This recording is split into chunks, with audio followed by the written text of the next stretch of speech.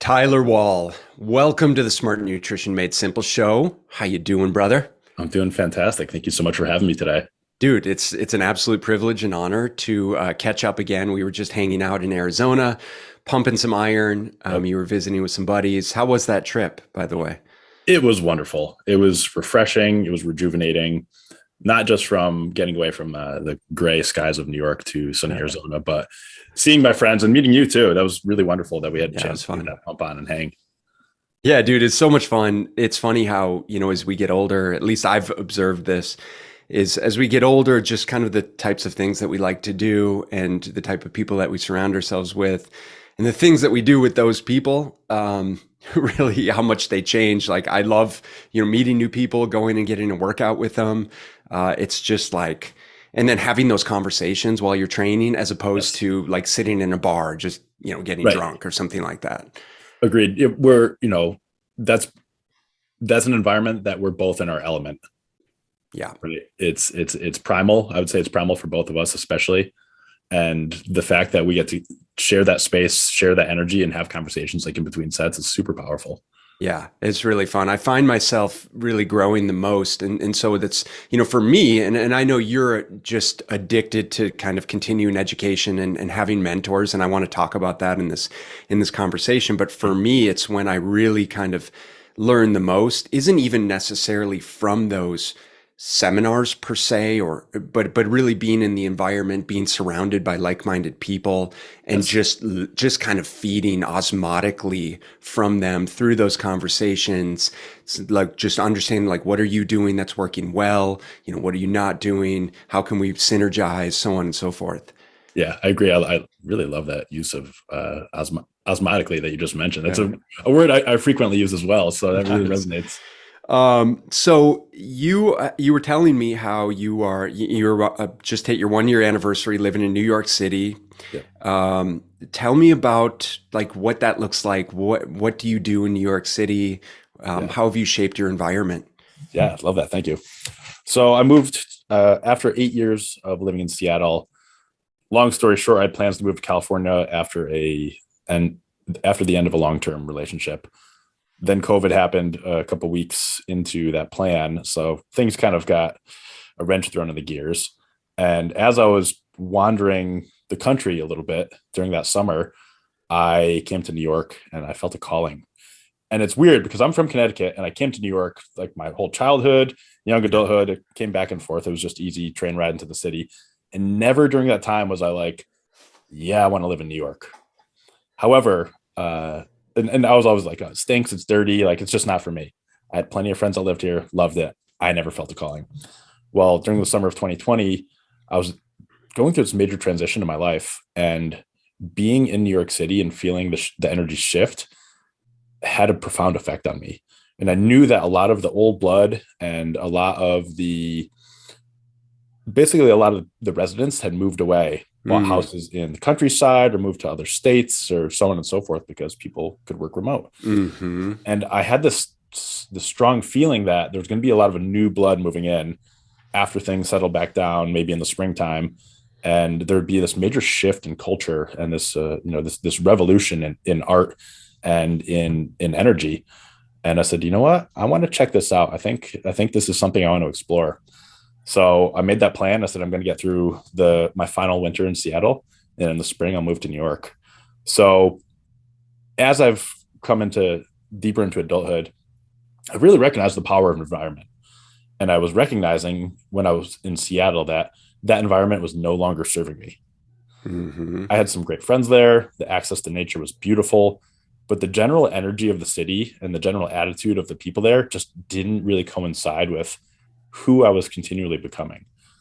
And after spending some time in New York, summer of 2020, I really, and even though the city was like totally dead, nothing was open, Hmm. it still had that vibe to it. It still had that frequency of you can be who you want to be here, and you can be in your full expression. And everybody's here to like. There's no real ostracization or anything like that. It's like it's full acceptance of this big melting pot of people from not only Hmm. all over the world, but from all different backgrounds and all different ethnicities and all different attitudes and orientations. So I thought, hey, like as I'm again going through this major transition in my life, I'd like to place myself in this and see who I become in the process. That's awesome, man. Good for you. What do you think it's been over your career that's helped you start to identify with and or sort of embrace changing as a person and really searching out that type of environment? I'd say the catalyst was I was 20, I think I was 26, it was 2013, and I was living in Connecticut. I had a good job, I had a great apartment, What great was your friend job? group. I worked for sales for this utility company, and it was just Okay. like it was the easiest sales job ever. Yeah, It was pretty much like the government funded the electrical company to pay for the programs I was got selling. it. It was like a no brainer, Got basically. it. So while I was making good money, again, my life was super comfortable. My apartment was great. My friend group was great.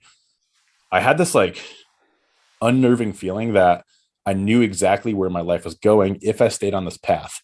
Mm. It was a life of comfort. It was reliable, but I could see the years unfolding ahead of me, and it's not what I wanted. I wanted more adventure. I wanted to step into the unknown a little bit more. So it was that same year I had visited my sister in Seattle and just on vacation. I had no plans to move there. But during that week, I said, you know what? What would happen if I step outside my comfort zone? I steer off that path and I move to a totally different city that I'm very unfamiliar with. I have a small support group via my sister and her fiance, Hmm. but like, what will happen then? And I was like, you know what? I'm going to give it a shot. What's the worst thing that happens is I can move back home and I can get back on that path. Right. So I would say that was the biggest catalyst for me. And then from there, it just continued to unravel. It's like, okay, I've lived this life of comfort for so long, and I see what it's done for me. I see how it's helped shape me into who I am. And while there's been like many great insights and discoveries during that time, it's also very limiting because it's Mhm. safe, because it's familiar. So that first step moving to Seattle, I would say really opened things up for me as far as leaning into leaning into the unexpected and leaning into the unknown. And then from there, I got more interested.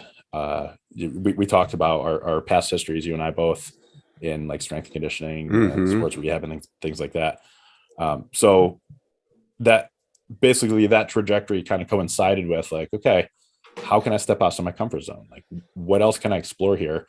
And how can I put myself on the line to test myself and discover other parts of myself? And then it just kept unraveling from there. And then as I transitioned from more fitness based coaching into more of like the psychology behind coaching, that helped me understand people better, but also understand myself better. And Hmm. it continues to do so. So it's interesting, I think being in fitness and health is sort of figuratively and literally forcing you to embrace discomfort, day in and day out, just by virtue. I mean, even if we're just, analogously talking about strength training, is like literally you're pushing yourself into discomfort every single session to some degree. And I Yes. think it is such a potent metaphor for life, but also for experiencing, how profound things can be when we give ourselves the opportunity to grow.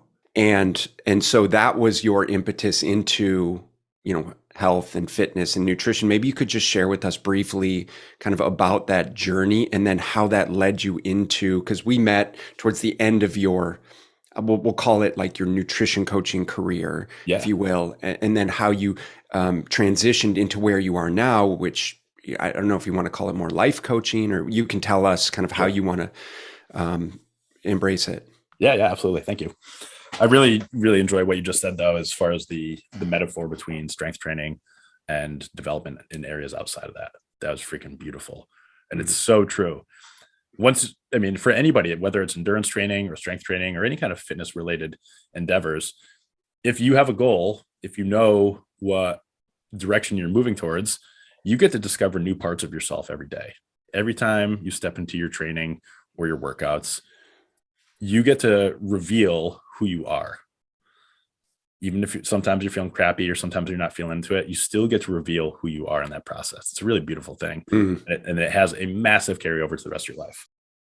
I'm just nodding my head because, you know, not to go too far down the rabbit hole and totally bro out on this stuff, but it's just, you know, I've been having this conversation more frequently with clients, is like really trying to embrace the strength training process on so many different levels. But of most importance is when we've been doing this for an extended period of time is just the such a strong translation. It's like when you are in fatigue, when you are at the end of a set, it's like those last couple reps, you know, where it's all the mental game of telling yourself, what is it that you're actually committing to? How much do you really want it?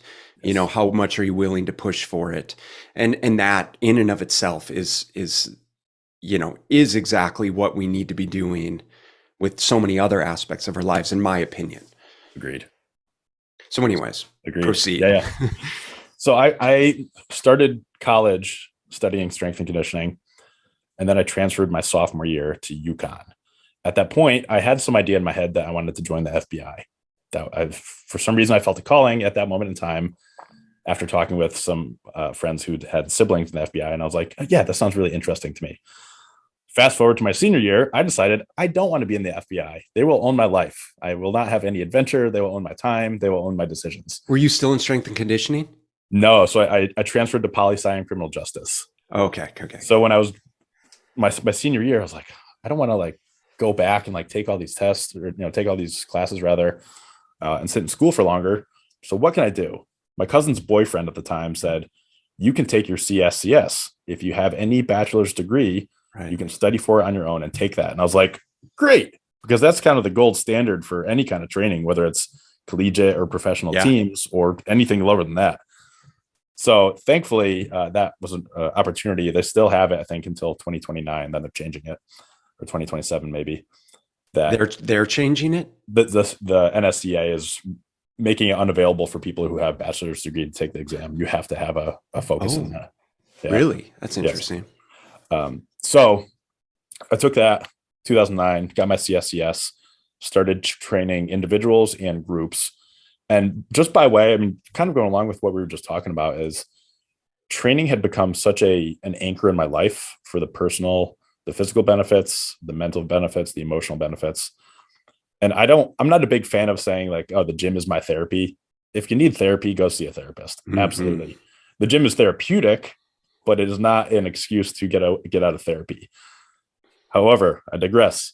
The gym was very therapeutic for me, and I understood, and I was continuing to experience all the benefits from it in all facets of my life. So I felt a calling I want to share this with other people. I want to help people really empower themselves and discover what's inside them. And strength training is such a beautiful expression of that. So did that for a couple of years in Connecticut, moved to Seattle, did it for a few years there. And in 2015, I got recruited to be the rehab manager of a Seattle-based sports rehab clinic. And that was another catalyst in my life. That was another big turning point, which really led me to where I am today. And this is the reason why. So going from performance-based to more rehab-based really helped me fine-tune my communication with people, how I connect with them, and really to better understand them. So a lot of the people coming from the back, or coming into the clinic rather, were overcoming injuries or having movement limitations. And you know what? A lot of that was mental, as you know, right? So people generally correlate, oh, I'm in pain, I must have some kind of soft tissue issue. Not always the case. A lot of it's because people are stressed out. They don't know how to manage their stressors, and they don't really know how to manage their lives. So that really led me down some interesting rabbit holes as far as it relates to deeper senses of movement. But like I said, also the psychology behind things and how to communicate with people more effectively. Because if I'm in the gym, obviously, I mean, communication is a huge part of my program design. But when you're in the sports rehab world, or when you're in a clinic, it requires some more delicacy, or it requires you to be more delicate, rather, depending on the individual, and a bit more of like a heart-to-heart connection in many cases. Sure. So that was like really, like I said, it really got me down all these rabbit holes of okay, like what is pain? What is this person going through? How can I have conversations with them to not be their therapist in the rehab clinic, but to get them thinking differently and to help them understand that they do have a sense of control over their lives. And then that kind of like, yeah, like I said, that kind of led me down some interesting avenues. And it was also during that time, it was actually the year before I got recruited, I'd hired Dr. Trevor Kashey, of which you and I met through. He is very intelligent. He's the most intelligent human being I've met as far as like, book smarts and ability to translate a lot of those book smarts into common language. So for anybody listening, if you're not familiar with him, he's, I don't know if he's still the youngest. He was the youngest PhD in biochemistry in our country at one point. He got it at 21 years old, like at his undergrad at 15 or 16. And I had hired him off. I read a totally random interview with him on this powerlifting site I used to read. Never heard of him in my life, but I really liked his approach to nutrition. At that point in time, I had a pretty good understanding of training. I knew how to write programs for myself, for other people, but the whole nutrition area was really gray and fuzzy. And it was really hard to decipher what's real and like what makes sense, because there's all these fads all the time. And there's all these charlatans and gurus out there. So I was like, whatever, I'm going to hire this guy and see how it goes. Well, fast forward to 2018, I left my sports rehab job because I wasn't able to give the level of care that I wanted to give to the patients there. And as I was figuring out the next step for myself, I actually went to go visit Trevor in person for the first time after working with him for 4 years. I think we talked on the phone once during that time. And he had offered me a position to be a coach for him and his developing nutrition company. And I was like, amazing. You changed my life in many ways. And I would love to do this for other people. He's like, you have a really good sense of how this works. Obviously, there's some more things I can teach you, but I'd like to bring you on board. And that was another turning point for me. Is like, cool. Okay. Well, this is a different approach. Everything, all these different career paths I was in it's still looking at the same human being, but through different windows. Sure. Cool. I'm looking at this person from a performance based. I'm looking at this person going from like a 0 to 1, coming from an injury, coming from nothing into actually moving their bodies. And then I'm coming from a nutrition standpoint to empower people. So when I worked for him, we taught people to collect data on themselves, track their food, track their sleep, their energy, their steps, their training, just a number of different variables so they can make informed decisions based on that. So again, by way of Trevor being a scientist, he knows how to collect data and make decisions based on that data. So he created this beautiful program of which you can serve people by teaching them to empower themselves through data collection. And then that further got me down the path. He's really big on psychology as well. And we've had many interesting and beautiful conversations over the course of our relationship. And it was during that time, it's really interesting. Like I'm in one area and then there's something that happens outside of that leads me down a different path as well, or like allows me to pull on a thread that's been revealed, but I hadn't really been in tune with it. So while I was working for him, I'd seen a therapist for years in Seattle, had a great experience, really enjoy therapy and promote it for the majority of people. And I had a hunch that I wanted to explore hypnotherapy. So I Google searched hypnotherapy Seattle. I found this guy, Jack Elias, and he was actually pretty close. He lived pretty close to me. So I went over his house for a session, which he has his office at. And like, it changed my life. It totally changed my life. I had such a profound experience sitting with him, and his philosophy, and of which like I'm a hypnotherapist now under his tutelage. His philosophy is that the majority of people, like when I say hypnosis, you probably have an idea in your mind about what you think that means. And a lot of people, not everybody, but a lot of people have these associations with like stage hypnotherapy. They're on stage, make you cluck like a chicken or do something silly, right? That's kind of just the general public view of things. His philosophy is rather that we are all under hypnosis already, all of us, all the time. And we're shifting from one trance of who we think we are to another of who we think we are. So when your wife says your name, you go under a trance of who you think you are to her. When your kids say your name, you go into a trance of who you think you are to them. When one of your clients says your name, same thing. Mm-hmm. We're shifting between all these trances, and we live into them as if each one is true, but also none of them are true. So his philosophy is we're actually not necessarily hypnotizing you, we're dehypnotizing you. Interesting. Yeah. Yeah. Because all these trances, all these levels of hypnosis that you find yourself under, they're limiting by nature. They're limiting by your beliefs of who you think you are to that person, Sure. who you think you are to yourself. So the practice that he taught me and that I do with many people, depending if it's called for and with the situation, is we remove the veil, we remove those layers, so you actually have a deeper understanding of what's happening in reality, and you have more choice. Mm-hmm. You know, when we talk about personal and professional growth, when we talk about stepping into discomfort, right? When we talk about just stepping out of your comfort zone, I can see how they align, right? To the degree that you feel like you are a certain person, and as you said, to certain people. And if we surround ourselves with certain people all of the time, we potentially limit our ability to step into who we could become, right? Is essentially Yes, what I'm hearing from you. that's correct. And that ties directly into what I was saying about Seattle before, is like, hey, Right. this city is really not serving me in a powerful way. Yet when I come to New York and I step outside and there's a skyscraper next door, that allows me to really recognize, wow, a human being thought of this and human being created this. So environment, whether it's on a grand scale of where you decide to live or the people you surround yourself by, or who you decide to follow on social media, or what kind of books you read, or what kind of news you watch, everything has such a profound effect on you. And people massively undervalue that. They really don't think about that because they get into these grooves of doing the same thing over and over. Mm-hmm. Yet everything and everyone is programming us at any given time. So if we are conscious of it, if we develop a certain level of awareness about, okay, who the heck do I want to be? Who am I right now? Who can I continually become? And what are the influences that are going to help me get and move there? What are the things that are preventing me from going in that direction? Then we can really reveal, okay, these are the changes that I could make to allow me to step into that version of myself. So yeah, like I said, like Seattle, I felt limited. Come to New York, it's pure inspiration. And when I talk to anybody, I'm like, I'm not a big fan of the term potential, because potential is going to denote a limit.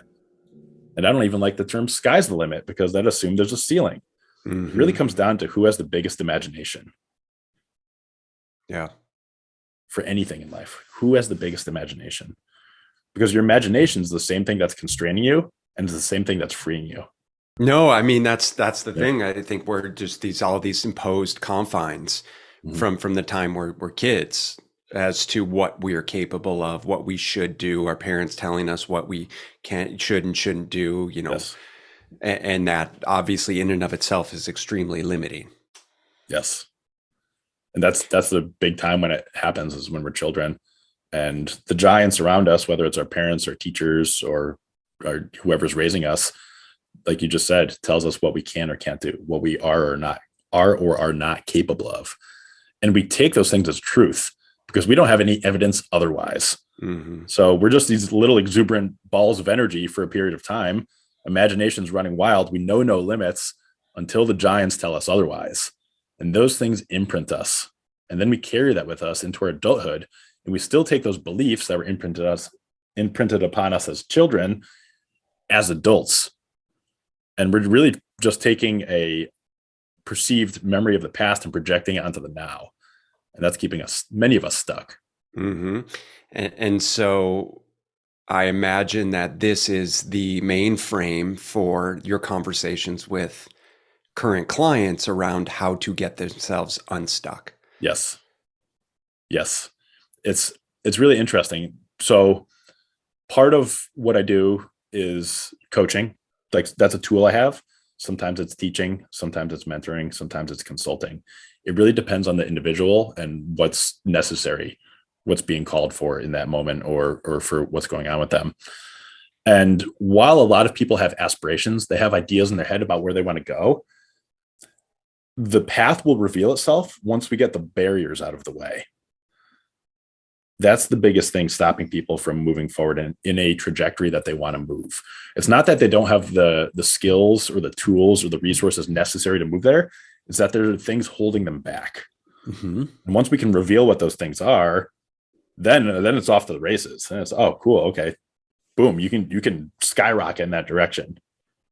If for those listening, right? If we're imagining that we are not living up to all of what we perceive to be our potential, right? We want more for our lives. And, what I'm hearing is that first we need to identify the barriers, right? That are keeping us from moving forward.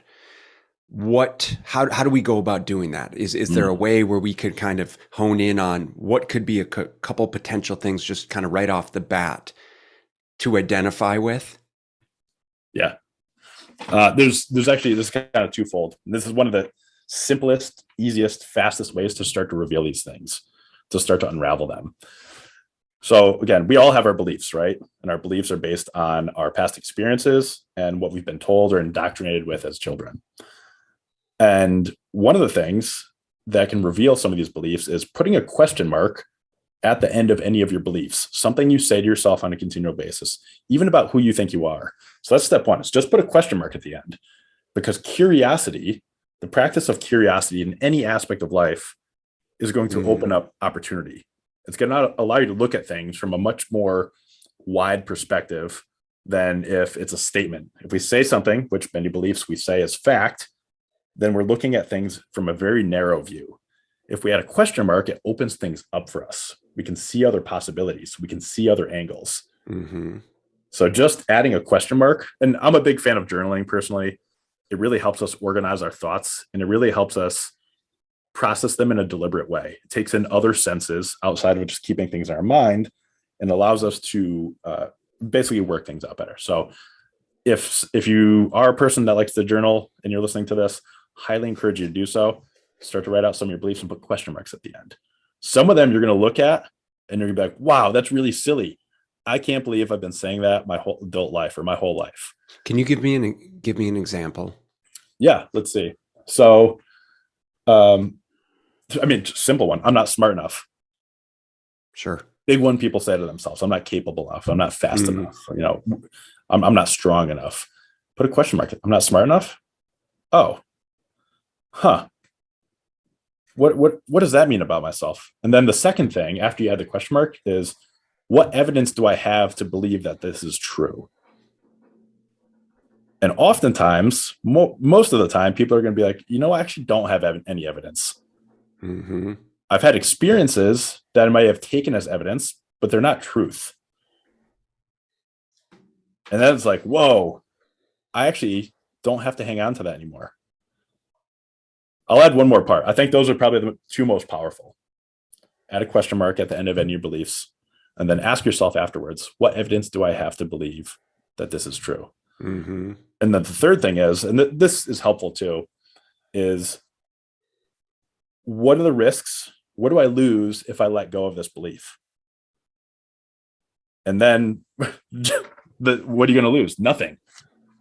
And then when we realize that, then we can really understand, there's actually nothing keeping this with us. There's nothing for us to cling on to about this anymore. And then you're free. I can see how the process of doing that every single day, of perhaps journaling, so that you can identify these self-limiting beliefs, challenge those, right? And then start to perpetuate the the flow of what could potentially be, right, based on you overcoming those said beliefs. Yes. That sounds pretty powerful. Yes. And then it opens up the space for like, what do I want to believe about myself? Right? Mm-hmm. What can I believe? What are the possibilities here? Then you get to explain with it. You get to experiment with that, and you get to play with it, and still come from that place of curiosity. Hey, I'm going to try this out. I want to believe this about myself. I'm going to go test it out.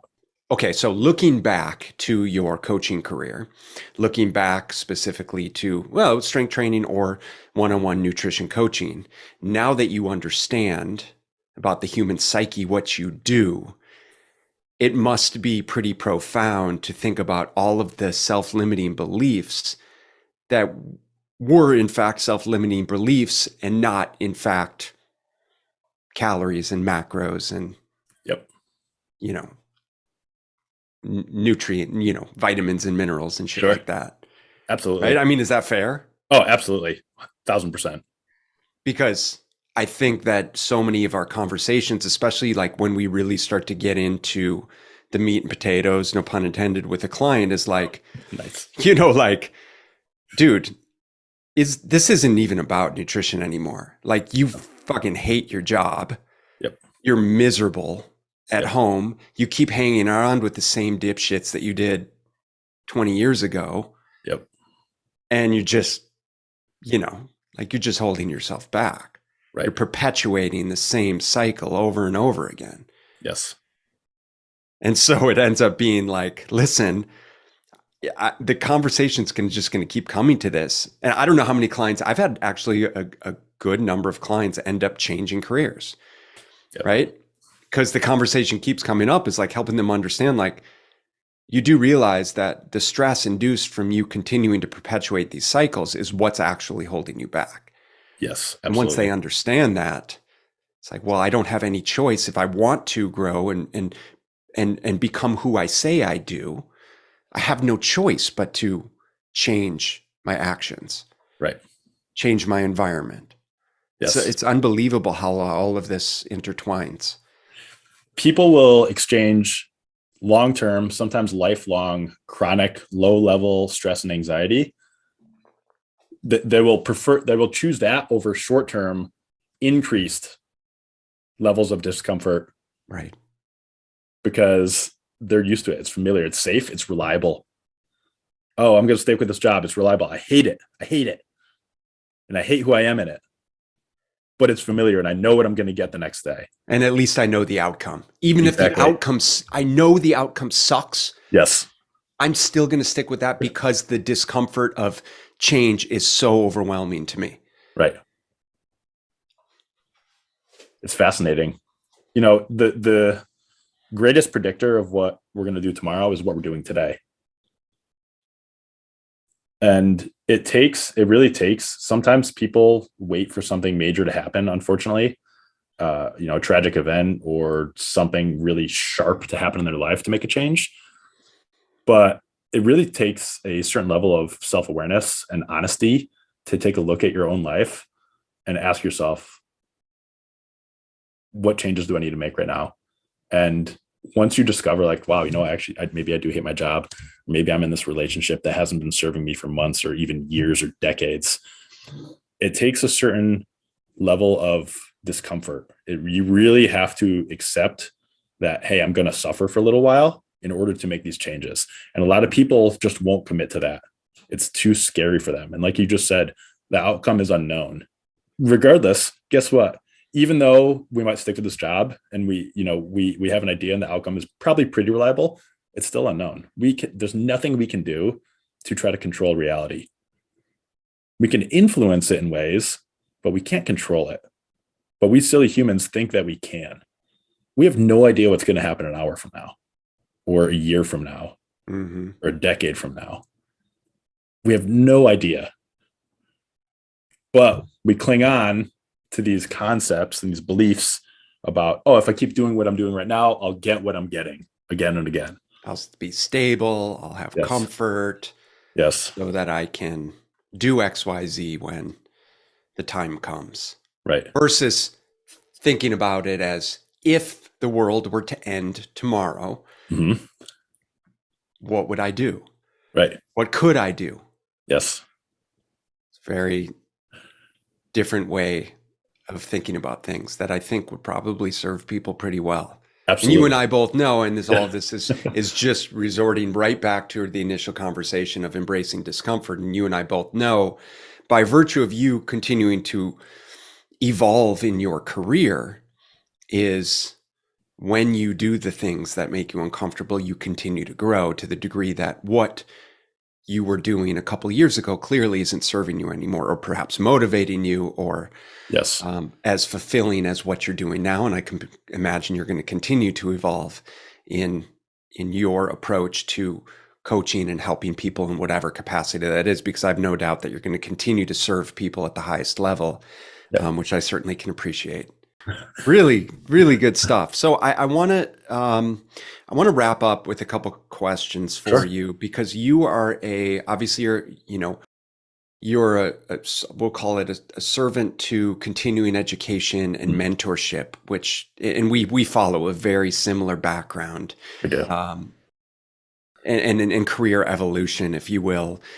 And so, one of the things I love to discuss with people like you is just the role that mentorship has played in your life, and kind of your belief system around, I don't know, what would you suggest for other people with respect to, I would say that I believe that everyone needs a coach in some capacity. Agreed.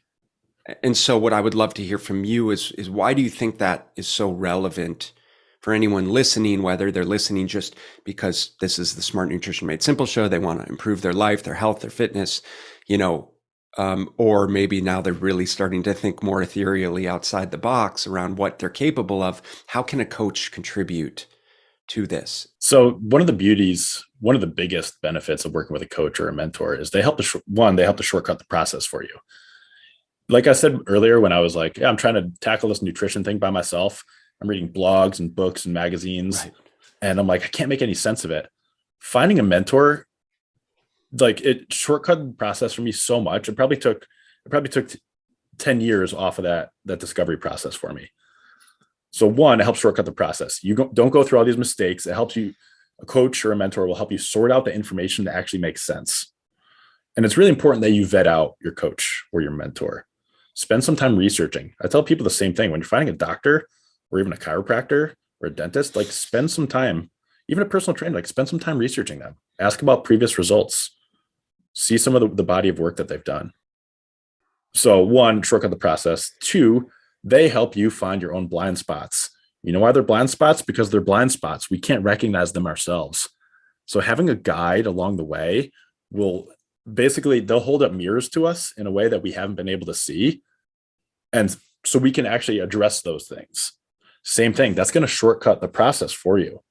Because if you continue down the same path you're on, maybe if you're trying to do like self-study on something and trying to tackle it all by yourself, you still have all these biases that are preventing you from actually moving forward in a meaningful direction. Mm-hmm. So a coach or a mentor is going to be able to help challenge you, but also help inspire you by addressing what these things are that are not revealed to you at that moment in time. Because I have a tremendous amount of appreciation and respect for Dr. Kashey, as do you, I'm sure. And I've learned so much, from him. So what I would love to know is, how did he help you start to think about things differently in life and nutrition and, whatever? Yeah, great question. So initially it was developing the skills for tracking information on myself. I hadn't really done that properly. I tried to count protein in my head until I actually started using a scale and measuring things in grams. Then I could actually make informed decisions. Right. If I'm looking at a box of, a can of tuna and then a box of pasta, and I'm trying to make those measurements and maybe like a cup of milk, it's just wildly inaccurate. Yeah. So whether it's data as far as our health, our training, our nutrition, our sleep, or something else, collecting information, objective information is very helpful, but I think subjective is too. Hence why I recommend keeping a journal or some kind of diary to journey your life, to track your life. Then we can actually take this information in a meaningful way and make decisions based on that. So I'd say that was one of the biggest ones, developing my level of self-awareness in a way that actually makes sense, in a way that's proven. That's awesome. And I would say the exact same thing, just from his teachings, is really putting all of that into perspective. And it has played a significant role into how we run our business in terms of how we coach our clients. The value of objective measurements as being incredibly important. It's not the end all be all, right? But it provides such a solid foundation to help us make informed decisions moving forward. Yes. I guess lastly is, who are the other mentors that you've learned the most from in your career? So some are alive, some are dead. The alive ones, as I mentioned earlier, Jack Elias, he's a master hypnotherapist and NLP practitioner based out of Seattle. I highly recommend. I'll send you a link for him as well if you want to Please. include the show notes. He's amazing. He's been a major influence in my life.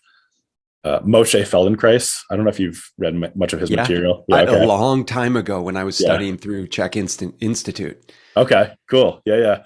So Moshe Feldenkrais was a German physicist turned extremely intelligent human being. He died in the 80s, but he helped. I think he helped work on the atom bomb or the hydrogen bomb, like in the 40s.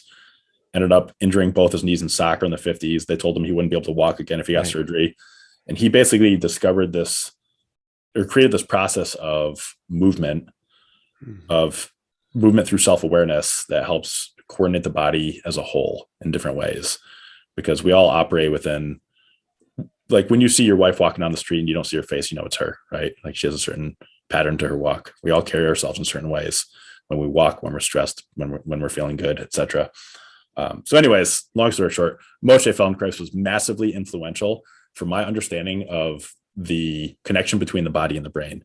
Yeah. And that changed everything for me as it relates to how I look at human beings, both from a performance standpoint, but also from a compassionate and like psychological standpoint. A lot of people, he's not a real household name. Yeah, that's great, man. Yeah, that's great. And then obviously Dr. Kashey. Dr. Kashey, yeah, incredible. Awesome, dude. So is there anything else that you want to share just, about your current business, your current coaching model, who it's for, who it's not for? At this moment in time, I just happen to work with a lot of like business owners or leaders or entrepreneurs. And I'm honestly open to working with anybody, but I tend to work with a lot of these people. And what I really love about working with them is when they make changes in their lives, it has a ripple effect to their teams, their colleagues, their families, their employees, etc. And it's things I don't see, but I just really love the idea of if I can be a help to this person and then they make some changes in their lives and then it has that outward effect towards the people around them, then it's like mission complete, like job well done.